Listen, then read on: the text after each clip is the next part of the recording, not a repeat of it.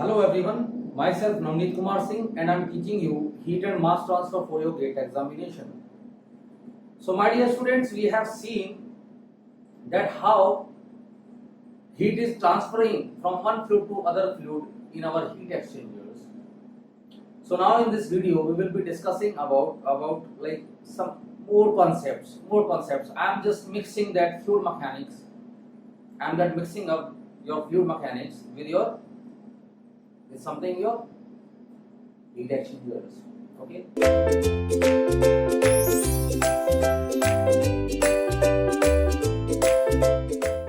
So the velocity of water flowing through a tube of 22 millimeter diameter is 2 meter per second.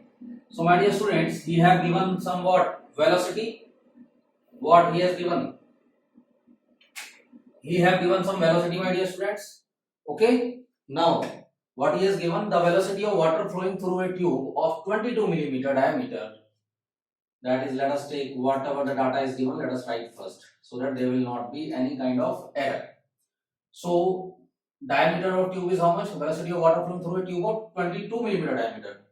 So here have given diameter of tube. Diameter of tube is equal to how much, my dear students? That is 22 millimeter.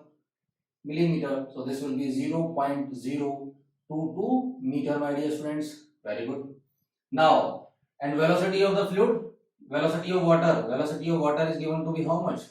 2 meter per second. Very good. And what? On the outside surface of the tube, heats the water from 15 degrees Celsius to 60 degrees Celsius. But a steam condensing at 150 degrees Celsius on the outside surface. So my dear students, we are having a pipe. Let us say this is your tube. And outside this tube, we are having what? Steam. Outside that tube, we are having steam. And in this tube, our water is flowing. My dear students.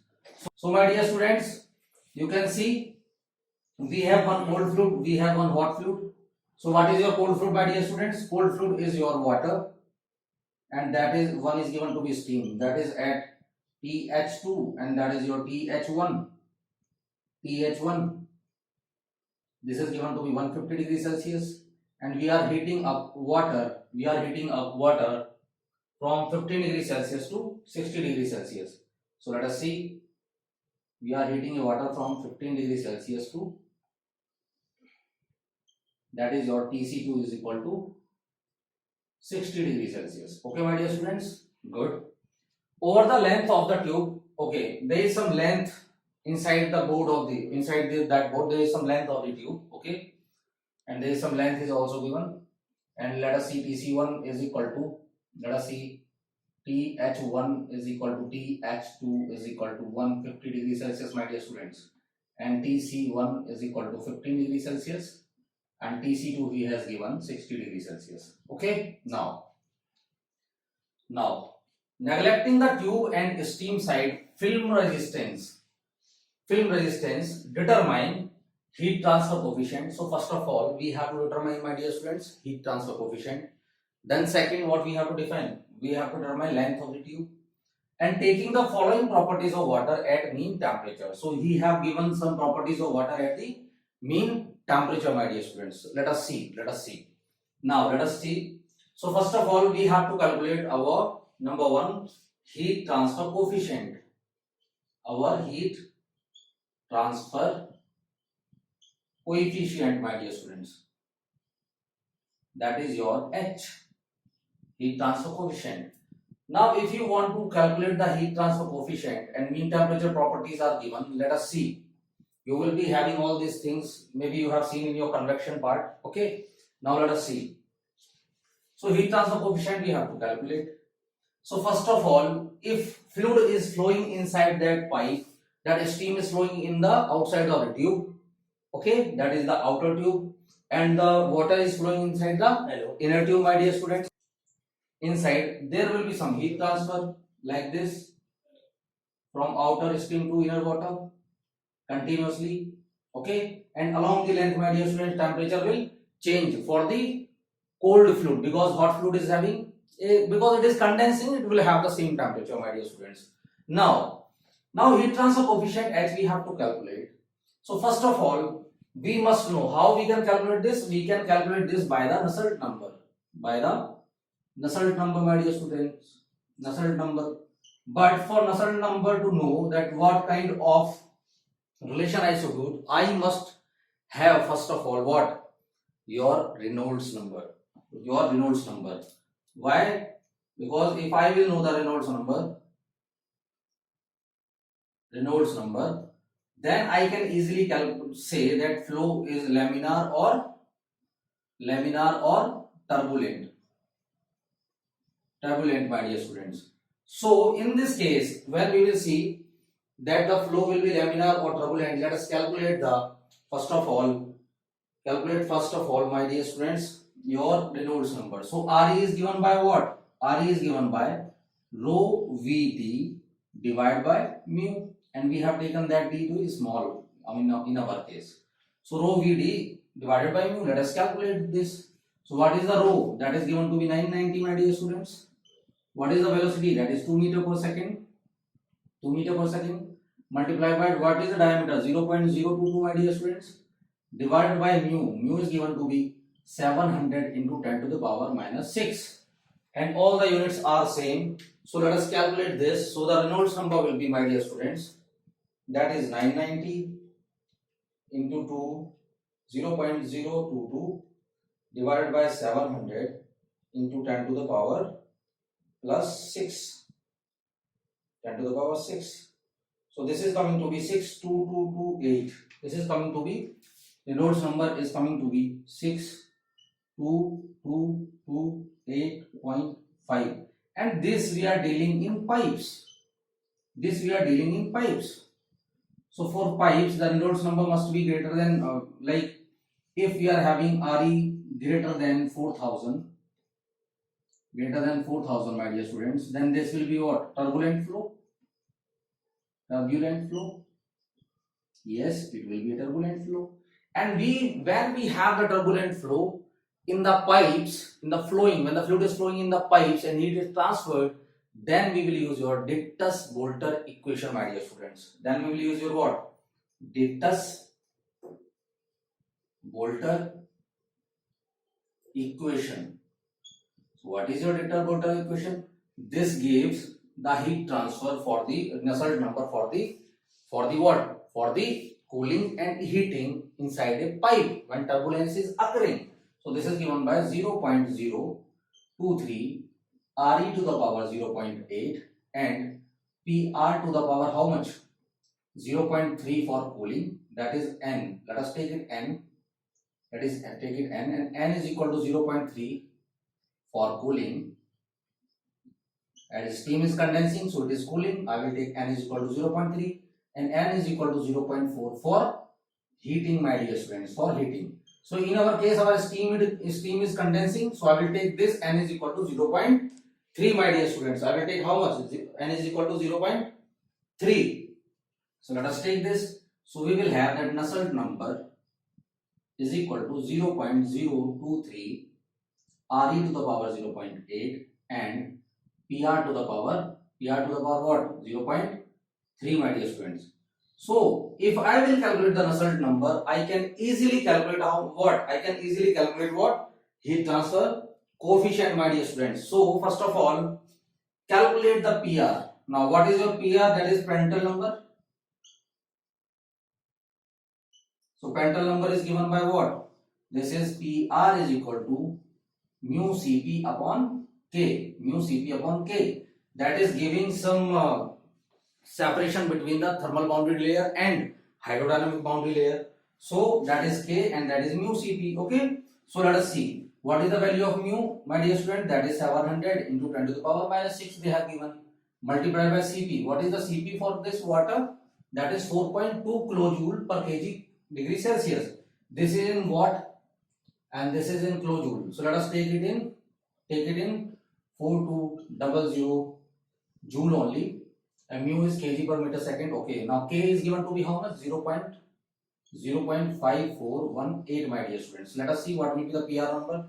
So this will be 700 into 10 to the power minus 6 into 4200 divided by 0.5418. 0.5418, my dear students. So your PR will be equal to 5.426, 5.4263, my dear students. So now let us say, now we have both the numbers, Reynolds number and your Prandtl number. So can we calculate the Nusselt number? Yes, we can calculate the Nusselt number, and Nusselt number we can easily calculate, which is given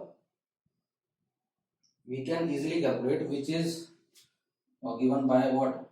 Nusselt number, Ditters-Boelter equation, my dear students. So Nusselt number will be given by Ditters-Boelter equation. So let us see.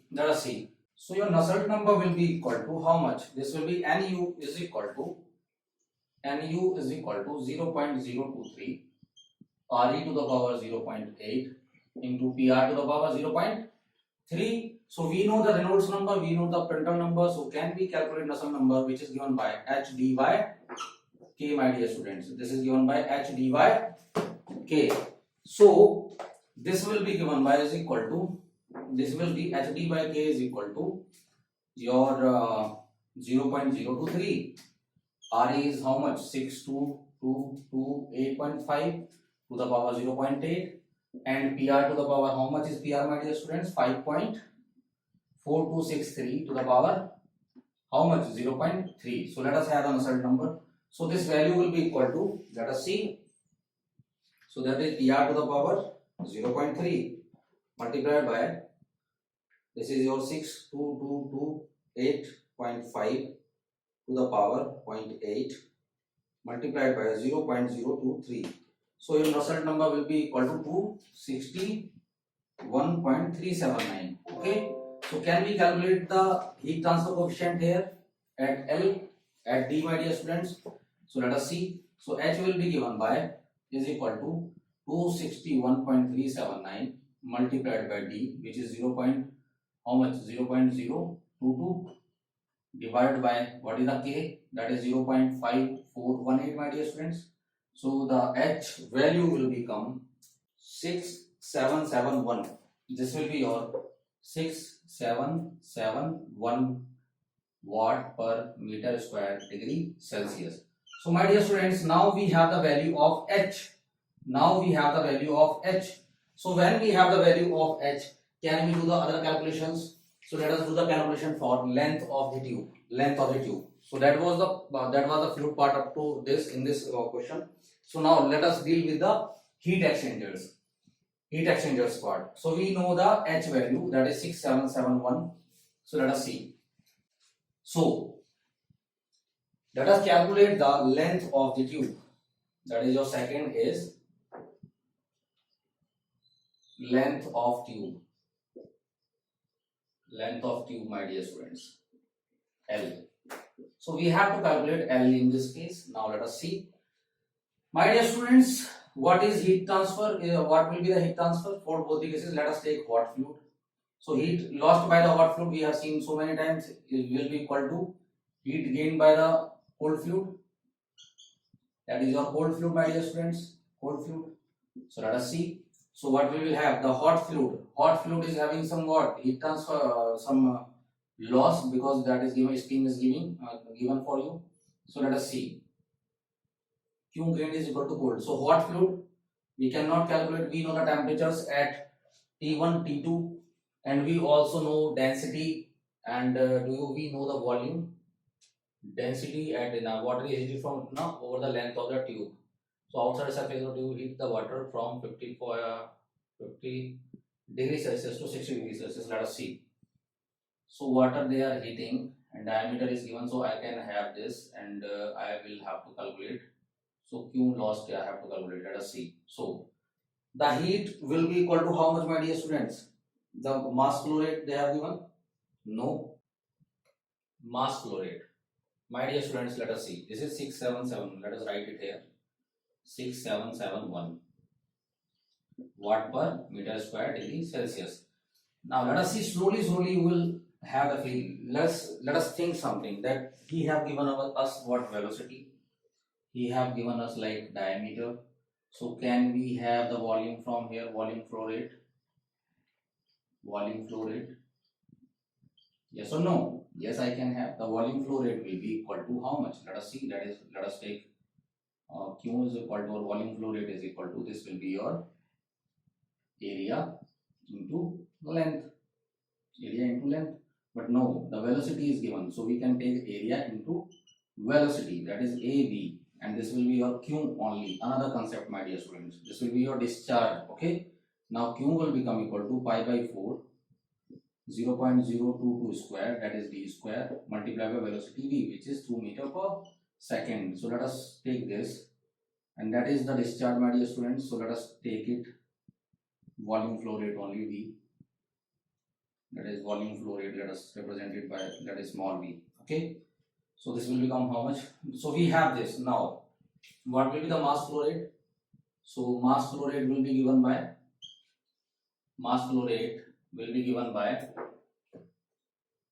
how much, my dear students? So mass flow rate will be given by rho into small v.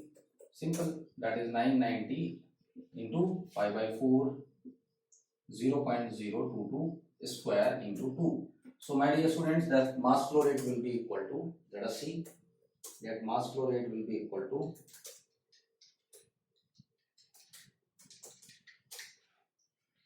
0.753 kg per second. So my dear students, now I know the mass flow rate for the cold fluid. So can I calculate the heat transfer now? Yes, I can calculate the heat transfer. Let us see. So mass flow rate I have. So what will be the heat transfer for? Heat transfer for cold fluid. So my dear students, heat transfer for cold fluid will be given by M of cold fluid and Cc multiplied by Tc2 minus Tc1, my dear students. So M we have now 0.753 multiplied by Cc, that is 4.2 kilojoule, that is in kilojoule. So the heat will come into the kilowatt. So this will be 60 minus 15 degrees Celsius.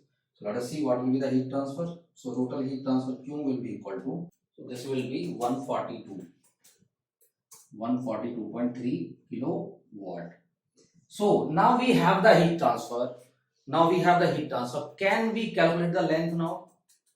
Yes. By what you will calculate the length? So first of all, you must know the area. Or they have given something like overall heat transfer coefficient? No.